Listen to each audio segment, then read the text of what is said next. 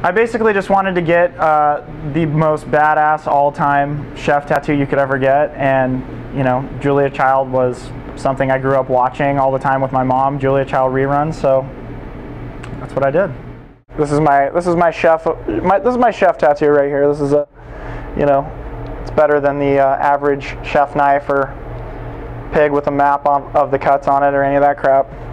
And then I got this is my Oregon homage over here. The wood duck.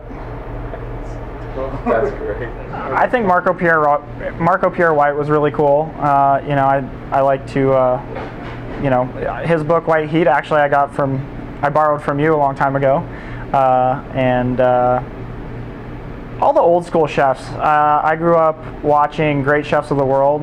You know, this was when there might not have. Food Network didn't even really exist yet, or was just starting. Great Chefs of the World was on Discovery or something like that, and it was like Emeril Lagasse was on there when he was like young and could actually cook, and you know, Bobby Flay was on there back in the day, and this was like what I grew up watching as a little kid, so I like all the old school stuff.